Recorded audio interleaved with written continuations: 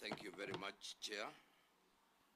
I wish to associate myself with the statement you have given, and allow me on behalf of the county government of Nyeri and the entire Nyeri County to say that we join the nation in mourning the passing of a true icon, the Right Honorable RAILA Odinga. Our hearts are profoundly heavy as we bid goodbye to the doyen of Kenyan politics, a man whose life's work undeniably shaped the course of our nation's history. A statesman par excellence, a Pan-Africanist, a fighter for social justice, and a man whose love for his country was unwavering and palpable. A man whose vision, courage, and lifelong commitment shaped the trajectory of our nation in moments when Kenya needed a voice of sobriety. His voice restored peace and tranquility in the nation that he so loved and cherished. The Right Honorable Prime Minister put nation over self and remained deaf to criticism as he fought to save our motherland. We, the people of Nyeri, will never forget KIBAKI TOSHA. He remains our JAMBA.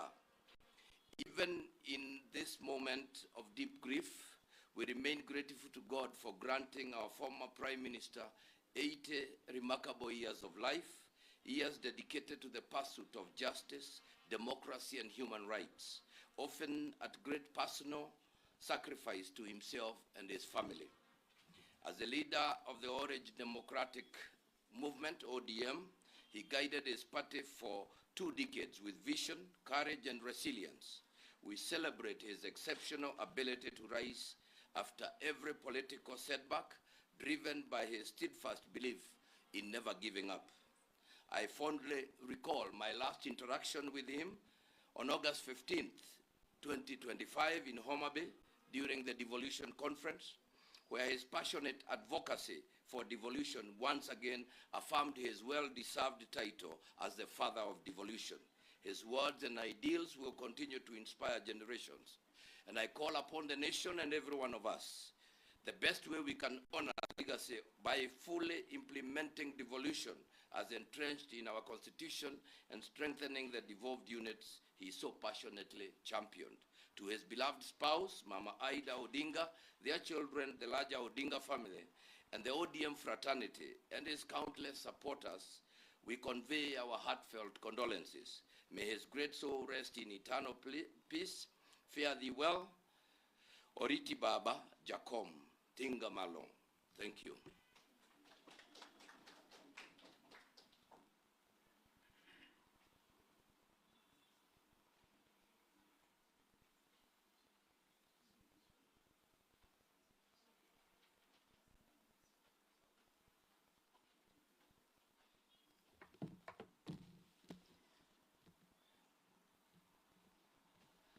I also want to associate myself with the words of my colleagues who have spoken before me, that is the chair and the vice chair, for what he has said about on behalf of the Council of Governors.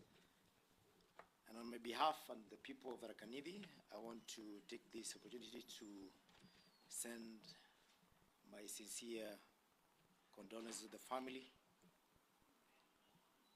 of the former Prime Minister, the leader of the ODM party, and the stabilizer of this nation in all times, RAILA Odinga.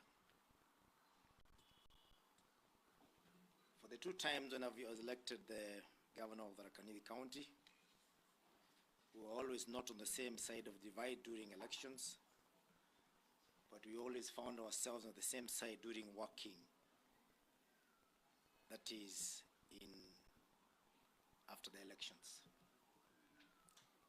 And really, this is what matters. Not what happens during elections that happens only within a day.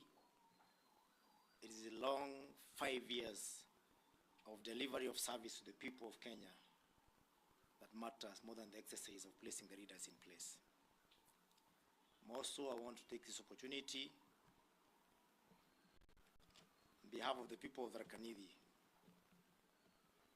to convey our sincere gratitude to His Excellency even in his death.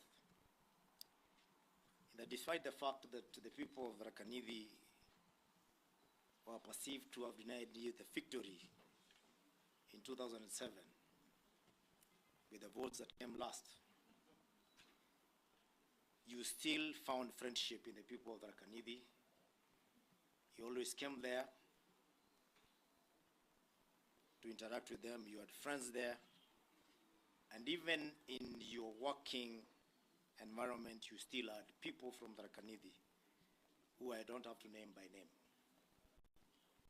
It is therefore a fact that is known by all the Kenyans that despite the fact that Raila Odinga had the capacity to sink this country by taking hardline positions after elections, he always chose the narrow path of uniting Kenyans after the competitive process. It is therefore our prayer, even as we mourn him, that those of us who have been left behind will not let the Prime Minister down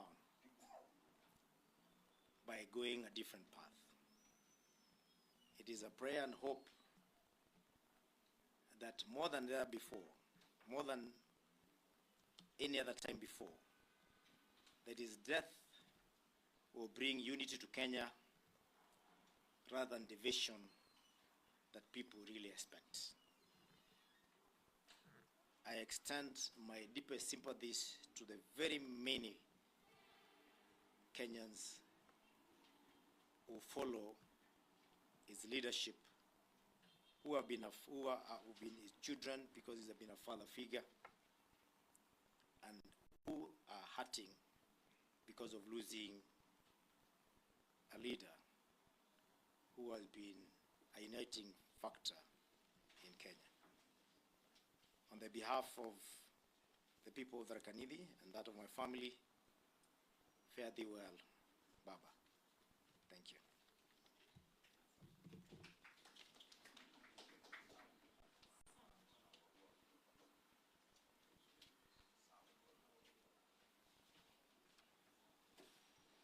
Thank you.